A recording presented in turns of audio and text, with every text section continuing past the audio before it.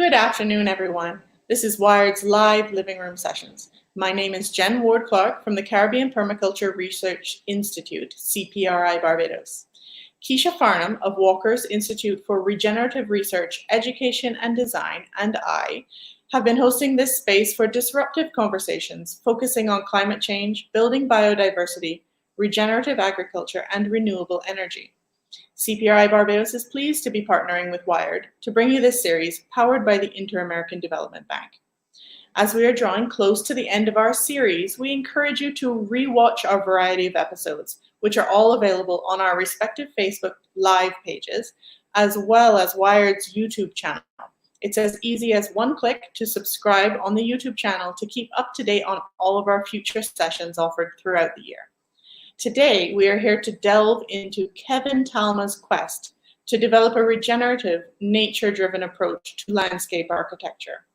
From heritage tourism to residential design and everything in between, Kevin Talma has been finding creative ways to work in tandem with nature. Kevin has practiced landscape architecture since 1988, apprenticing in California, Hawaii, and Italy, as well as Barbados, before establishing Talma Mill Studios, where he has been using his Master of Landscape Architecture and LEED Green Associate qualifications, amongst a few others, to successfully run the firm since 1990. To his list of qualifications, he recently added a Permaculture Design Certificate in November 2019 with CPRI Barbados at Walker's Reserve. Kevin's passions include art, the environment, water sports, percussion music, travel, and family, all of which help to inform his practice of landscape architecture. I'm sure you are all eager to help me in welcoming Kevin to the screen today. Kevin? Hello. Hey, how's it going? There you are. Hi, how are you today? Really well. Good to see you. Good. Thanks so much for joining us today. So I've given the audience a bit of your background, but I'm sure that everybody's eager to hear from you as well. Could you tell us a little bit more about Kevin Talma, who you are and what you do? Okay, well, I practice landscape architecture, as you would have told them, but I got into the field because when I was growing up, I always had this kind of dichotomy of thoughts of, development is happening all around me, but at the same time, the nature that I used to see and love kind of disappeared in the same breath. Mm-hmm. And when I went to university, I was studying environmental sciences and international development, in trying to apply those thoughts into the environment, and ended up in California studying landscape architecture. And that was where I was able to apply a kind of a discipline to contribute into the whole development process by being the person that designs and plans the landscapes around buildings or facilities. And it was kind of an easy fit because I was a good guy in the construction industry. At the end of the day, I was the one who turned up and made sure that, we roll back out nature. But I also did learn a lot about the fact that the construction industry and traditional landscape was not necessarily in perfect alignment with environmental thoughts and concepts. So over the last 30 years or so, I've been kind of playing a balancing act between being as environmentally sound as I can be, but also responding to my clients' needs, which are not always perfectly aligned, and trying to find that balance. And that's how I found permaculture. The other thing to kind of make a little comment on also is that in studying landscape architecture from the Caribbean, when I was looking around to become a designer and trying to be informed, it was hard to find things that resonated or precedences. Everything was very Eurocentric in terms of design standards and things that we learned about in school and looked up at. So, it was hard to become a landscape architect from the Caribbean and find things that related to me. But I did come across a landscape architect out of Brazil, Burley Marx, who's quite famous, probably most famous tropical landscape architect. Yeah. And he had a form that was completely different than the typical European type projects, and it was rooted in kind of fine arts and native Brazilian plants. So it was kind of finally found something that I could relate to. Yes. And then the other person that would have influenced me, that kind of put it all together in my mind, was a Japanese American sculptor by the name of Isamu Noguchi, who did a lot of work with natural stone, but also creating physical places. And that's when I started to understand that in addition to creating spaces with nature, there was also, the sculptural element of physical space, or things not being in space, but there is a sculptural element to landscape design. And probably to kind of finish that question is the idea of nature driven. So the fact that I couldn't find a precedent that I could relate to out of the more Eurocentric tradition of landscape architecture, it ended up that I was looking to nature as the kind of source of how I would design.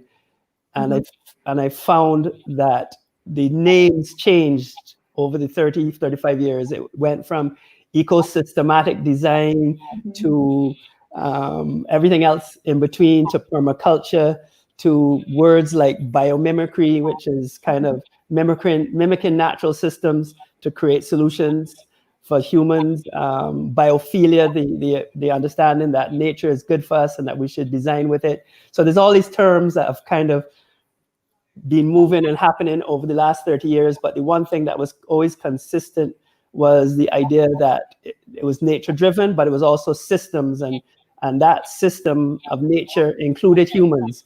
So as a landscape architect, at the end of the day, we still are usually, in most cases, serving the human person, the human occupant, whether it's a hotel or a business, a home, even a food forest. There's still a human element of why I am there. That's really interesting to hear your background of how you came about it. And you're not wrong. There are a lot of terms, a lot of terminology out there. Permaculture is not without them. There's certainly a lot of terms that the general public doesn't exactly know. So as we go, I might break in and just clarify a few things. You did talk about biomimicry and the use of nature to produce human systems which are mimicking nature. That's one of the main cores of permaculture design. It's really great to hear that you found permaculture design through looking at some of those other systems. So my next question is really about your work at Talma Mill Studios. If you can tell us a bit about the work that you're doing there, and how you sort of are wrapping all of those various terms that you've just talked about and permaculture into the core values of your studio, the types of work that you do, the jobs that you've done, that sort of thing. Well, to be honest, I can't be fussy. I take work wherever it comes. Right. But what we try to do, as I become more educated, I try to share the ideas with my clients. And to be fair, some of the clients actually come to me with the ideas themselves. So it's not always an uphill battle. And, the range of work we do to kind of keep in business in the Caribbean is you have to be kind of a jack of all trades. So I will work from a residential scale, a person's house, through to hotels and high-end villas, through civic urban spaces, to open natural environments. And it's not hard for me in the studio, because those are the building blocks of the design. Our clients will give us a brief, but when I sit down on a piece of trace and paper or behind the computer, I get to do my thing. And how we package that and how we explain it to our clients is probably a big part of what goes on. And if I get more knowledge, it's easier for me to explain it to my clients. If I have less knowledge, I might still be able to do it, but it's harder to explain and pass the knowledge on. I've found design, for example, takes a leap. So I'm definitely not a scientist. I like to understand the science. I like to understand the sociology behind a space and the people that will use it. But in my practice, I kind of put that all in the pot and then somehow make a little jump out of the pot. And if someone was to interrogate me later, I might not be able to give them the perfect ladder that took me from A to B. So there's an element of art to it. Yes. There's a leap of faith that I take, and I hope that it works in most cases. But it's not hard to introduce the ideas of systems.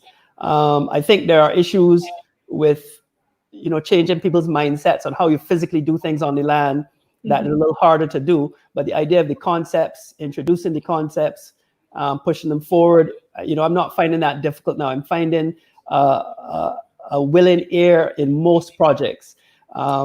Would you have found it a little bit more difficult, say, 20 years ago in the beginning of your career? Oh yeah, there was a huge difference. There's much more consciousness now on the environment and being good in the environment. I still have to always admit that there's still always a good conflict between the traditional developer and doing what is perfect for the land, Right. and pulling those two things together. Now, my exposure to the US GBC and leadership in energy, environment, and design was interesting because I found that was a model. I don't think it's a perfect model, especially as you talk about permaculture, but because it still relies on the current economic model that we live in. But what is interesting about LEED is that they found a way to third party certify buildings as green. And because it was kind of endorsed and bought in by the real estate markets, it works. So, you know, a real estate developer can say, well, my building is worth more money because it's Certified. platinum certified by a third party person, and these are all the benefits, and you should pay me more rent. And that movement found a wave that's quite impressive. I think it's one of many ways to attack the issue, but you know, it is impressive how LEED has been able to, especially in the US and other countries around the world, bring green building and regenerative buildings, because that's the next thing. Green was the first kind of goal, but now they're really talking about complete regenerative buildings, and not just buildings, but the landscapes and communities. So you can find in the USGBC LEED system certifications for communities. So it really starts to spread. And a lot of the thinking is very similar to permaculture. I think the one thing that permaculture had that I noticed, and you know, I don't call myself expert in permaculture yet, but there was a element of ethical thinking that is supposed to be part of a permaculture project. So I always kind of assess what I'm doing. If I was to ever refer to anything I'm doing as permaculture, I would have to say, has it met that mark? If it hasn't met that mark, it might be a regenerative project. It might have environmental qualities that are positive, but that was the one difference that permaculture had that I kind of noticed.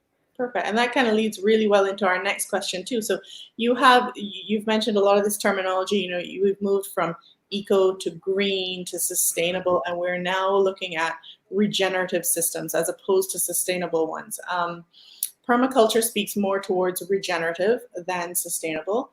And my next question really is, how does permaculture design complement what you're already doing? So you've got your LEED Green certificate, you have a lot of ecological training, but why did you search for that permaculture course?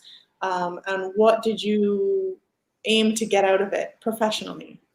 Well, it's funny because it was a very naive and haphazard approach to it. If I was very honest, I had a couple of clients that, you know, took me to projects and started pointing and saying, I want this to be permaculture this and permaculture that. And I said, yeah, I got you covered. I got you covered.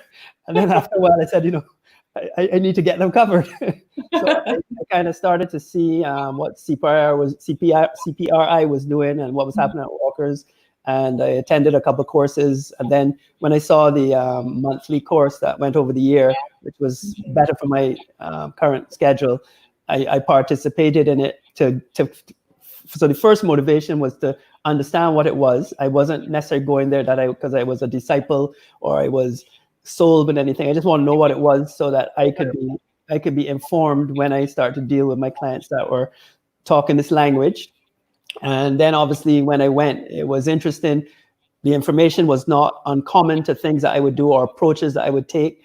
There were a couple of differences. I think one of the major differences, because regeneration, you know, I kind of had that in my mind, and clients have talked to me and we've designed with that thinking in mind. But what was the major difference I noticed from my perspective that I had to kind of think about and manage if I was going to take it forward was there was a different aesthetic on what you could expect to see and what I was exposed to with permaculture and what I saw at CPRI. So there was an aesthetic that was definitely a leap away from traditional landscape design and the landscape industry.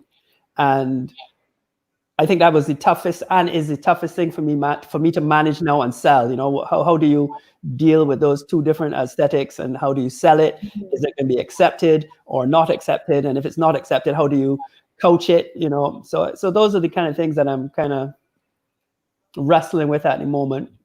But I think the idea of regeneration is a no-brainer and is a goal worthy of chasing. And the fact that it's not just permaculturists that are pursuing that makes it easier to kind of talk to a larger audience. Absolutely. I mean, I would say even 5 years ago, I was questioned on a daily basis, what on earth is permaculture? But we are being exposed to more media, really, and especially during COVID-19, when everybody was really exposed to a lot of media. I find that the thought process has changed, and I am hearing a lot more people talk about permaculture. So our permaculture instructor, Earl, who would have been your instructor as well, it refers to permaculture as the quiet revolution. It's this sneaky background thing that's secretly saving the world behind everybody's backs. Well, it's funny you mentioned COVID-19, because COVID-19, you know, I call it we stepped off the matrix for a second, and sadly, it looks like everybody's rushing to plug right back into the same matrix. But in 2 weeks, 3 weeks after the COVID lockdown, you know, I had a project where I was citing Airbnb accommodation. The owner wanted a new entrance and a parking area, and in a breath, without any major discussion, I was able to introduce the idea that their garden could just be a series of vetiver terraces and food production. And bing, bang, boom, it was priced by a traditional landscape contractor, and it was built in about 3 weeks, which is not how permaculture is done, how I learned it. But I thought it was interesting because, you know, a traditional landscaper came to the job, priced it, and was able to go about implementing something that a homeowner was happy with. And what I found interesting was talking to the guys on site when they were doing the work, and the questions were so funny. They were, you know, these are guys that have, you know, I know them personally, so they've come from generations of farmers, you know, people that know about farming, but yet they work in the traditional landscape industry. And it was so funny bringing them over to the fact that this garden is about food. Yeah. And the vetiver is here to do a function. Sure. And they were just like looking at me like if I was kind of crazy. And in the execution, there was a mixture of what I would have seen at Walker's Reserve in permaculture, and a mixture of their qualities of implementation and how they like to do certain things in the ground that made a very pleasing visual statement. So, you know, there's a site for Airbnb unit, there's a nice new entrance, there's parking, and there's a landscape that looks attractive. So I see that as kind of a successful transition, and also like taking knowledge to someone that goes out there every day and does that work, but was barreling down the road like a bus until I kind of pulled them back. You know, they were doing things like, you know, they had to put in a pathway, so they were digging marl up and taking it to dump. I said, but you can't dump it. Do you know if you fill that corner, you could get your levels back, and you would not have to even do the work to move the stuff. So it was a lot of simple stuff, and everybody was happy at the end. That's great. That's really great to hear. And there's no reason. So you mentioned earlier about the difference between traditional landscaping and permaculture, and the visual difference between it. But yeah, you're right. There is no reason why we can't have visually appealing foodscaping, as you might call it, in our front yards where everybody can see it. You are absolutely correct that a lot of traditional landscapers who I've met, they grow food at home. But for some reason, the traditional mindset is that we need to put our food over here on one side and grow it just there, and the rest of our garden should be beautifully manicured and landscaped. So it is the departure from that, or the marriage of the two of those, that really we're going for. And really what I'm loving to see with firms such as yours, and in that project that you spoke about, that's the type of thing that really will drive home the message to everyone that your landscape does not have to be exclusively beautiful or food productive. It can be both. Yeah, I think it can be for sure. Yeah. So you mentioned a couple of elements there with the vetiver, which is traditionally couscous hair. So the vetiver landscaping and some terraces. You mentioned a few little elements there. So what my next question is about how can landscapers and designers start to employ more regenerative strategies into the work that they already do? So what are some of those key elements that really all landscapers should be thinking about to bring a little bit of permaculture in this quiet revolution and sneak it in bit by bit, right? Well, it's like common sense stuff. If it was me, if I looked at a site, I would tell the traditional landscaper or the designer, let's deal with the water. So we're in the business of the growing element of the project primarily. Sometimes actually landscape architecture does have a lot of hard construction works, walkways, pools. There is construction, but the soft element of the landscape, my kind of segue would be water. So if we started looking at how water moves on any piece of land from the house, the whole system of how water moves, it would start to inform the design. And thinking about capturing it and reusing it or filtering it or getting the most use out of it, I figure that is the start. That is the key. The other elements of species choice, I'm more open to that. I don't think there's hard and fast rules. I definitely don't know enough to, even the companion planting, when I was working on the last project, I had to go back to my notes, and I was shooting in the dark, but I was comfortable with it because the bones of the project was set with the grading and the vetiver terraces, and the food element outside of the trees are kind of, they fluctuate over time and they will change. But yes, to try and answer your question in a concise manner, I would say water. I think water is the key. Start with the water, yeah. Start with water.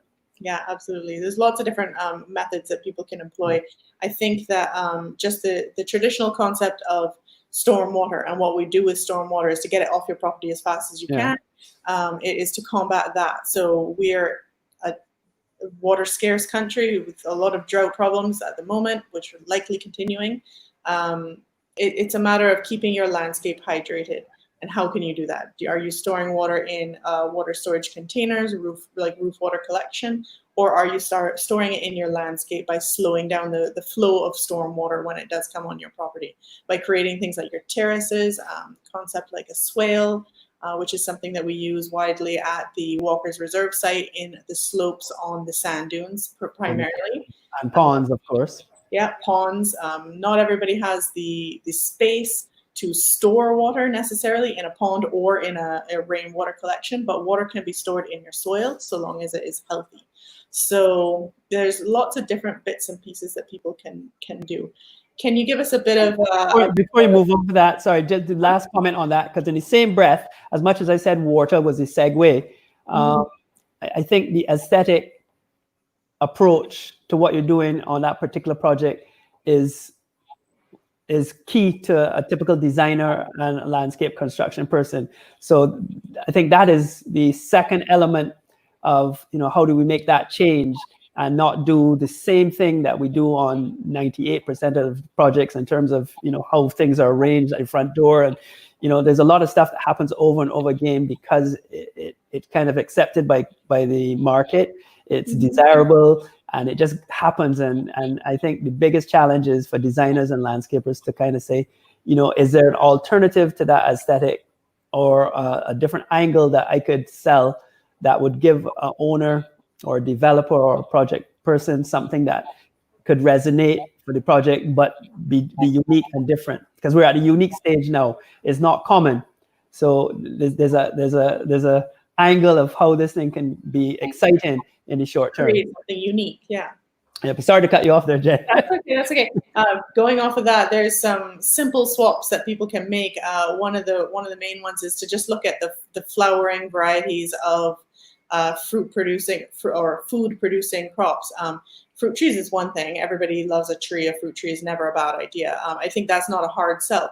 But things like a garden bed with okras. Okras have a beautiful flower that they produce. there's a variety of different little things like that that are simple swaps. Changing out the use of lemongrass for the flowering African pretty grass. There's a good name for that. The landscape. Actually, the Pennisetum I learned recently is actually invasive, like in a lot of countries. In South Africa, you can't even use it, and we use it here like liberally. But in addition to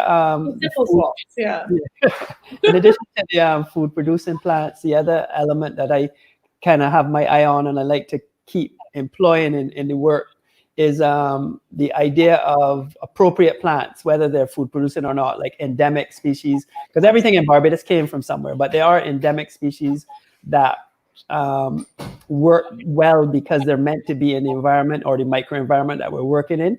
And they also can contribute to the idea of not garden, but landscape. So as small as Barbados is as an island, there are landscape topographies that resonate with us because they're like how Barbados should be. Like the coastline has certain plant communities. Yes. The ridges kind of have another plant community. The rolling hills, actually, that's a little more traumatic because that would have been one type of topography, and then it would have been changed with sugar, and then it would have, now coming back to rewilding. But in terms of the design, and I just wanted to make that comment that in addition to the food, it is, maybe using plants and plant compositions that become more landscape oriented and not garden oriented to kind of strengthen sense of place and, where we live and, that kind of stuff. Absolutely. And that's one of the things that permaculture speaks about as well, is planting for your climate and your microclimate. So like you said, Barbados is not just tropical. All the things do not grow in all of the places. There's definitely seaside varieties that make a huge difference when you're close to the water. The regeneration also of the land is where I was going with. So producing food is one thing. Obviously, we need food to eat, and our food import bill is a huge situation. But regenerating the land and creating healthy soils is what is going to help fight climate change along with that. So what you're speaking about, using the endemic species, it's hugely important. Now, my next question really relates to how do we get more people in your line of work, both landscaping and in design, to make use of some of these strategies that you've been talking about? How do we catalyze more regenerative thinkers in the field? How do we get That's a tough one. That's a tough one. I know how I found my way here. I think what we could look towards is the fact that most people in our field are sensitive to this approach. So it is, you're not really preaching to someone that's not sensitive to the ideas. So at the end of the day, the only thing I could say is things that like what you guys are doing in terms of really putting it out there, and the educational opportunities that are quite simple to avail yourself to are key, because if more people like myself and others that are in the field get sensitized to the ideas and the approaches, it's so easy to carry them out into the field. In addition to the clients, and I saw that with my classes at CPRI.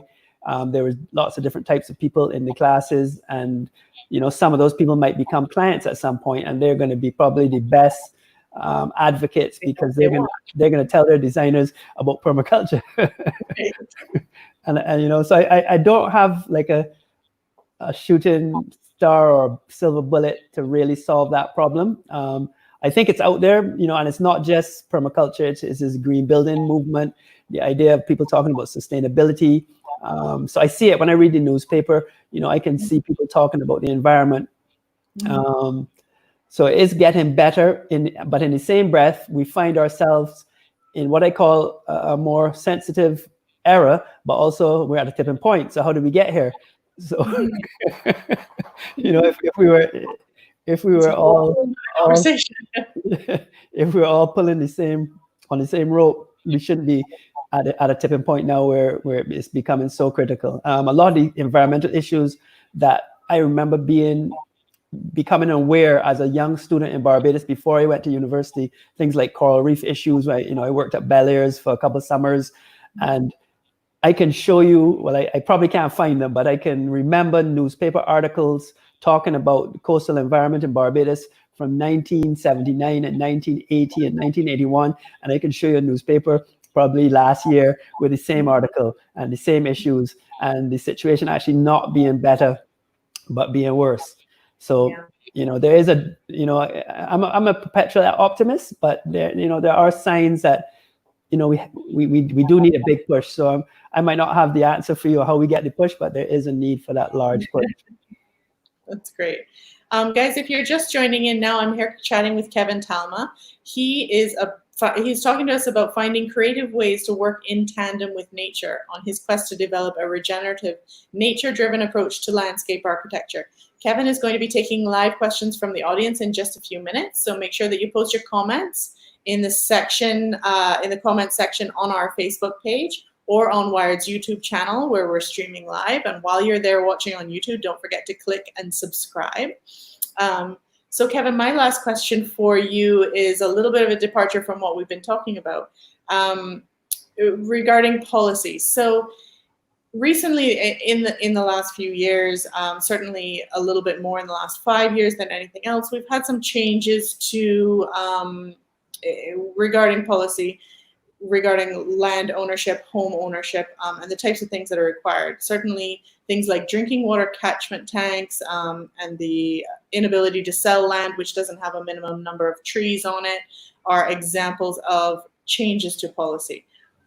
Looking at it from a top-down approach, we know things like the plastic bag ban have worked. Are there other examples or suggestions that you might make to changes in policy similar to that could catalyze some changes being made in the field? I guess so. Again, this is a question that's probably not my strength, but where I see it kind of happening in my experience is, for example, town planning. Yes. Most projects have to go through a planning process. And there are some very minor things on there that they address, like to do with trees and stuff. But to be fair to the town planning department, I've got work out of a couple of subdivision projects where they put in conditions that said that every lot had to have a tree, and the lot could not be conveyed until that tree was there and maintained over a period of 10 years, which I thought was punitive. That was a bit rough, but that's the kind of thing that has to happen, and the town planning department is probably a good place to start because they lay down the conditions for giving permission. And I've seen quite a few cases. I've seen a public gain happen. I was working on a coastal project where the planner said, if you want to move this road so you could get more development, you need to provide a public walkway on the cliff and re-landscape it. So that it's not like set in stone, and it's not happening on every project, but there's some that get it. So I'd say town planning is definitely one place that you could start. I read a lot from the Barbados Institute of Architects and the society that represents engineers in Barbados, and about our building standard, which I don't think it's written, but I don't think it's implemented as law. And what I've seen of it, it deals a lot with engineering and construction, but it's missing out. There's a lot of landscape elements that you could introduce, and I say that with also understanding that you don't want to make construction overly expensive and difficult for someone that's going to have a tough time building a small house for themselves. So you can't put you have to balance it. But that would be a good area. I've seen that evolve out of the LEED process. Again, LEED started off with just buildings, and now they have something called sites, which is specific to this physical landscape site outside the building.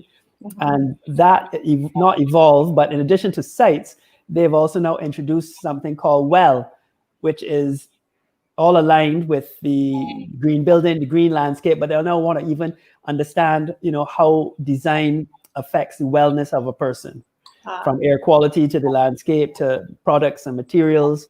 And again, that's private sector driven, but it does give you a window into how, what kind of policies could change things and where they could go.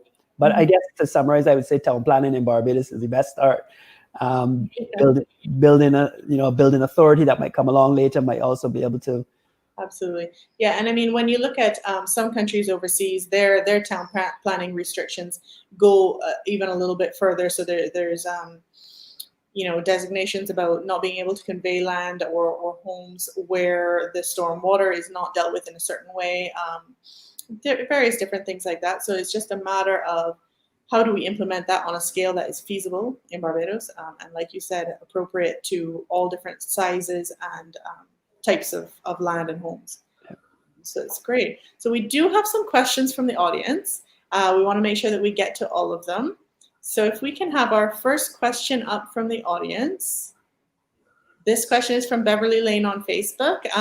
What resources are available to the average homeowner to learn more about permaculture? You can go ahead and I can chime in as well. I can let you finish that one, but just to kind of give Beverly an idea, even for my own personal education, when I was pursuing it, I found a course online that was free. And I think it was the University of Oregon. It was so easy to dial in. They didn't charge me for it. And I learned most of what I learned at CPRI in a much more condensed form online before I went and took the course. So you could go online. And then right here in Barbados, we have CPRI, which is, everything happens there about on permaculture, and you can see it firsthand. But I'll let Jenn kind of. Yeah, absolutely. I mean, there's piles and piles of information available online. There are certainly free permaculture courses hosted on sites all around the world. Most of those courses, though, and most of the information, unfortunately, that you're going to find online is not tropical based. So the one benefit of having a CPRI in Barbados is with the tropical hands-on aspect of it. We also exist within a site called Walker's Reserve in St. Andrew, where we can showcase a lot of the elements and carry on a lot of the hands-on learning that is involved in that course. The course that Kevin took is a PDC, which is a permaculture design certificate course. It's a 10-day or 72-hour course. Kevin took his course broken up over 10 months. So we broke it into 10 modules. He took one each month over a 10-month process, 10-month period. We also offer it as 10 days straight for a little bit more of a quicker hands-on look at the full permaculture course. We do also offer smaller courses. So we would offer courses in, say, composting, in rainwater catchment, in vermicomposting, some kitchen gardening, things like that, which are smaller little aspects of permaculture, which might apply more to your average homeowner. It depends what you're looking for. So you can always reach out to us at CPRI Barbados or Wired or Walker's Reserve, and we can let you know what we have lined up. We've had to re-gauge what we have going on right now. A lot of our in-person things were canceled. But we have a lineup of things which we're almost ready to put out to the public. There's also ways to engage with permaculture throughout the island. So we have CPRI, which exists at Walker's Reserve. There's also sites like Peg Farm and Cocoa Hill Forest, who are permaculture sites. Each one of those 3 individual sites offers a different aspect of it. Peg Farm speaks more towards biodynamic farming. Cocoa Hill Forest is a mature food forest. So each one offers a different aspect of it, but there's ways to engage with us through Perma Blitzes, which we run at Cocoa Hill Forest, which is essentially a day of hands-on learning where you come and volunteer for free. So there's lots of different ways to engage, but by all means, sign up for our emails and stay tuned to our social media. We publicize everything as we have it rolling out. So I hope that answered your question. It was long and convoluted. If we have some more questions from the audience, I want to make sure that we get to a few of them. Mona Grant, Jenn, when is the next permaculture course? My land is on a slope and it has on big fruits. I assume that's fruit trees. And I want to build, but I want to take them out and put in dwarf fruits. What advice can you give me? So I'll let Kevin use a little bit of his permaculture learning and talk about what to do perhaps on a slope where there are existing fruit trees, but you'd prefer dwarf fruit varieties. Kevin, any advice on that one? Well, if it was my house, that's the comment I use all the time when I talk to my clients, because it's not my house, but if it was mine, I probably would not change the large fruit trees. I might look at trimming them. Mm-hmm. I would start the process of permaculture from the beginning again, assess the land, really look at it, think about the water and how it's moving and how I could, if anything, manipulate that to get better use of water on the site. Look at the microclimate that is there based on the existing trees, and plan my planting to respond to that microclimate rather than making a wholesale change. I would work with the land that I have and the fruit trees that I have.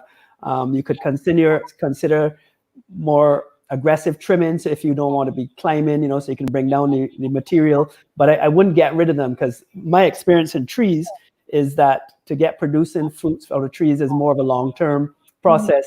And I would use that as your biggest asset at this point in time, and work from there on. Excellent. Kevin was obviously an excellent permaculture student. Good answer. I'd also suggest if you have a really serious slope, you're probably going to want to introduce terraces, and like Kevin said, work around the existing trees that you have.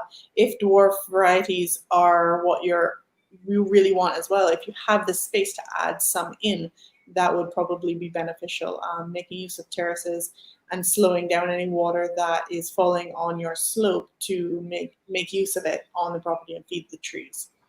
So that's my best advice for that. And as for when the next permaculture course is coming up, we are hoping to offer a full PDC in late November of this year.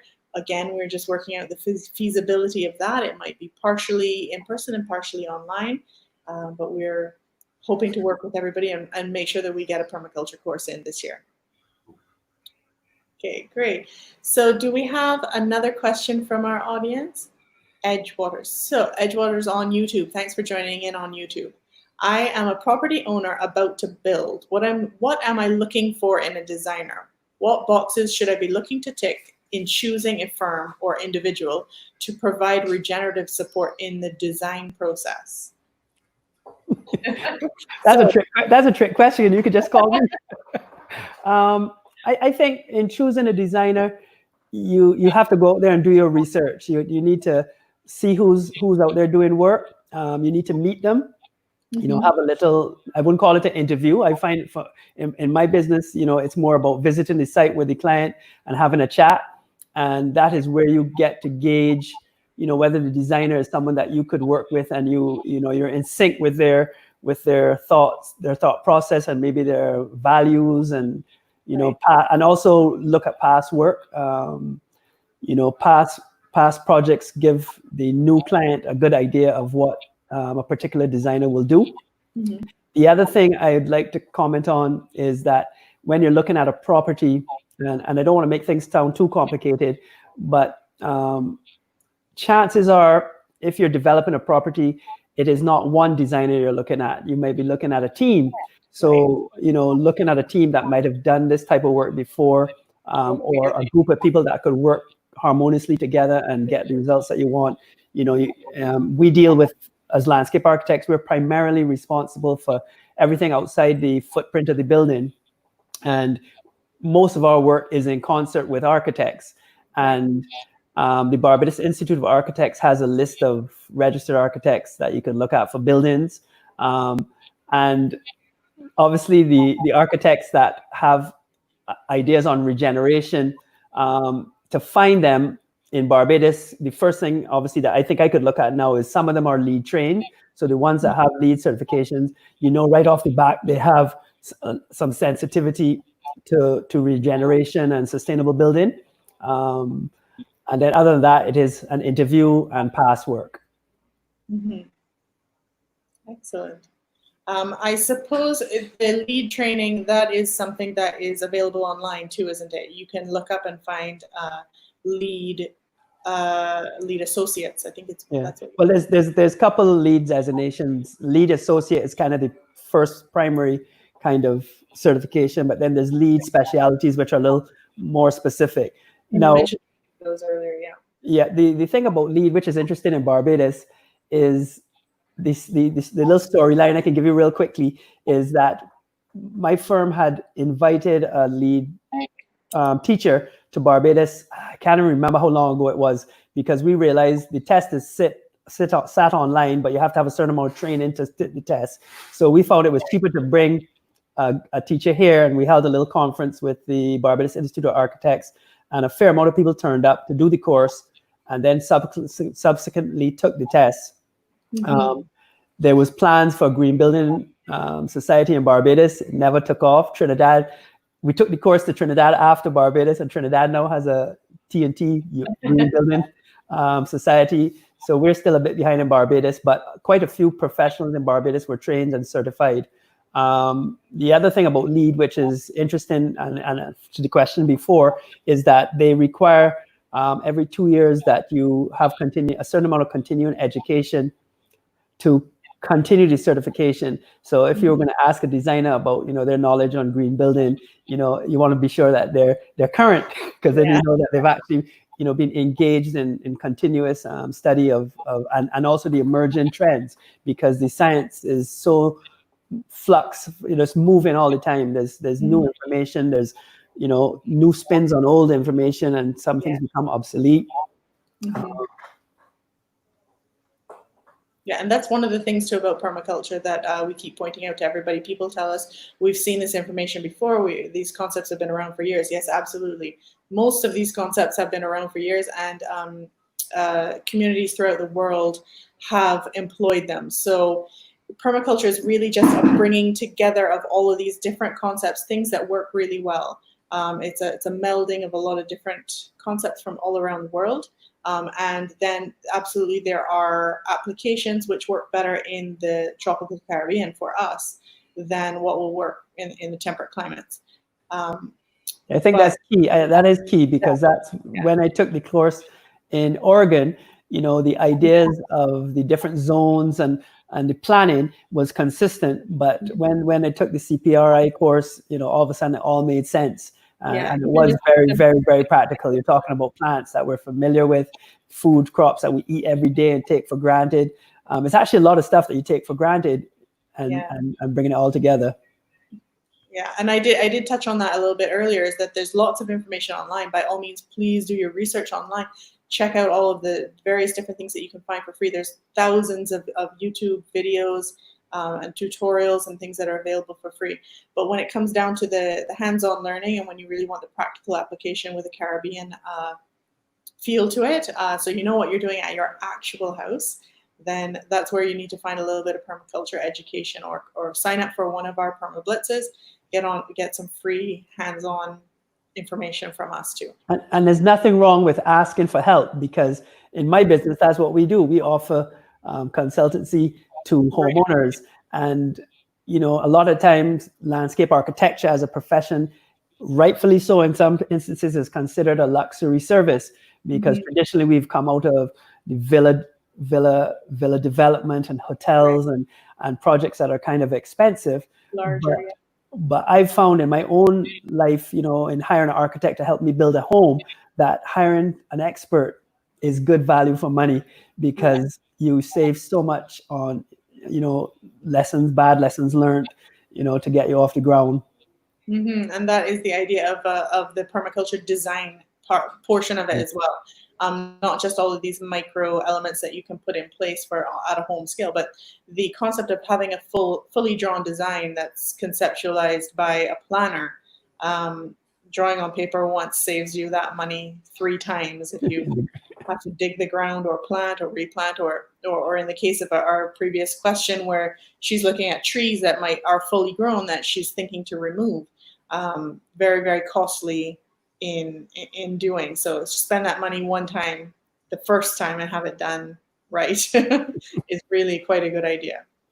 Let's try and get a couple more questions in from our audience. So our next question is from Neil Hutchinson. What role do architects have to play in integrating permaculture into the designs of a site or a building?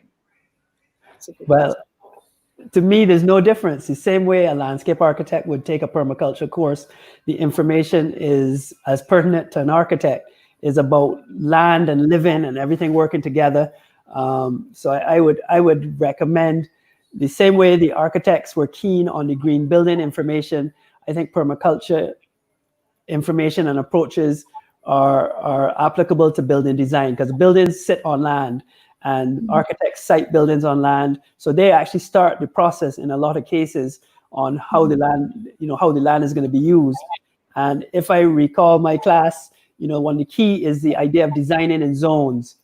So Yes. as you move out from the building, there are different zones, and these zones are used and planted because of how people will use the site.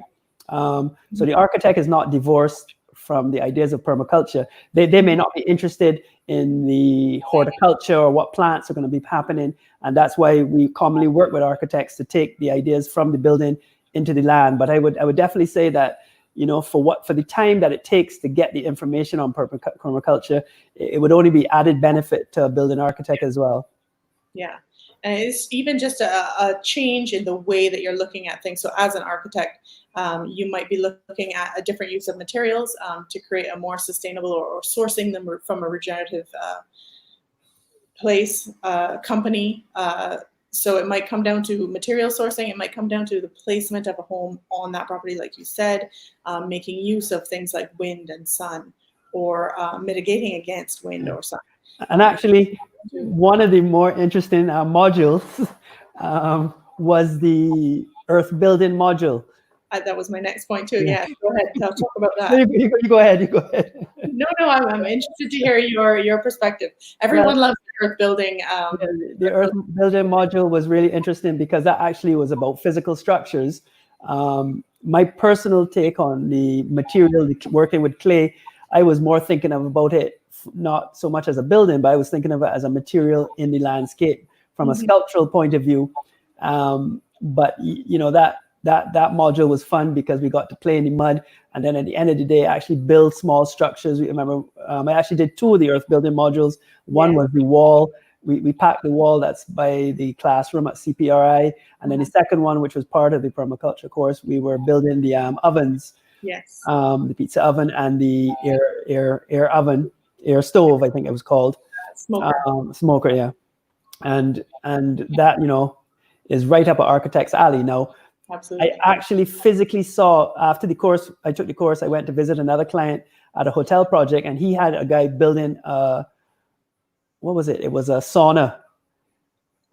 And, all of a sudden I walk through the forest, turn the corner, and there was a physical building. So, it can be done. Yeah, absolutely. So making use of what we have, what our resources are here on the island. And the last course that we had, the last section that we ran, I had Mia Talbot on here, who was one of our previous PDC graduates as well. And she spoke about the use of natural buildings and natural building materials in mitigating against hurricanes. So that's one of the things that permaculture teaches as well. It's how to design a building so that it is hurricane proof to a certain extent. Use of round buildings, the roundness of some of the walls when they're hand built by using natural materials really helps in maintaining buildings against storms.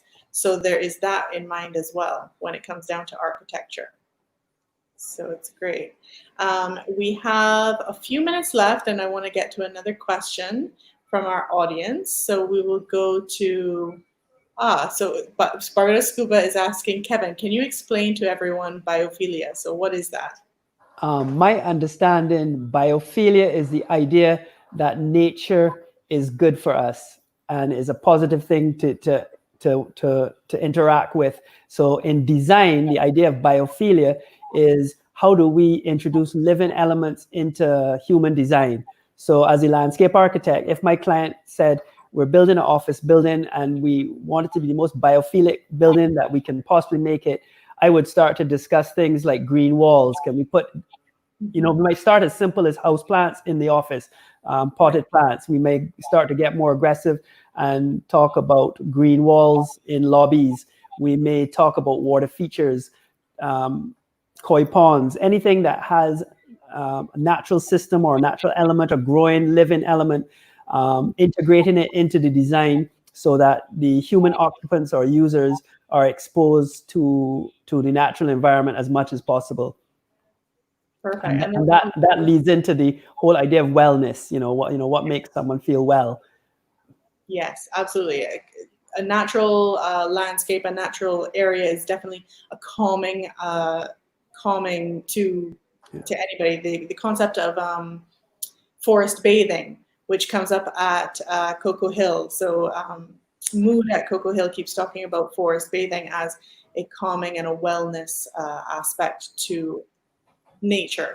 So bringing nature inside is one of the core concepts of permaculture as well, making sure that the humans and the natural world are working in cohesion with each other. Enough of this, this is my building and this is my home, and we're going to separate nature outside and keep it out as much as possible with screens and driveways and all that sort of stuff. It's a matter of melding the two together and making sure that nature is getting what it needs, as well as humans are making use of nature in the way that they need to. So making sure the concept of the permaculture design, which you draw at the end of your permaculture course, is melding those two together. How are we making sure that humans are working in tandem with nature? I think we have one more question which we can get to. We'll just squeeze it in at the end of our session here. This one is from Patrick. If we can't understand why we haven't moved forward in 40 years, do we know what's in the way of the progress? Well, that's a good idea. So what are the barriers that we're facing? You see, we had COVID and we got off the matrix. I think in my experience, the main barrier probably is developers that are not completely on board with a different approach. So, if you look, and I don't want to disparage any of my clients or people out there, but at the end of the day, if you have a developer that decides that the bottom line is the bottom line, and the environment is really not that important, it's very secondary, we're never going to get anywhere. And that's why I kind of like permaculture, and I also appreciate LEED, is that if nature becomes central and part of the business plan, it's much easier, in my view, for us to make the change. If I have to be honest, at the end of the day, for not moving where we should in 40 years, it probably is because of the traditional business model, and that has been the priority on most projects. Absolutely. So I like how COVID-19 has derailed us, and we should be building back a new normal is really the key here. So Kevin, I want to thank you for coming today, but I want to give you the opportunity to just leave us with any closing remarks, any tips for others in your field, any tips for the homeowners, any last bits of inspiration that you have for us? I think at the end of the day, if we take time to go outside and just be in nature, experience it, spend time to listen to the land, because the land does speak, and it speaks not just about nature, but about history and culture.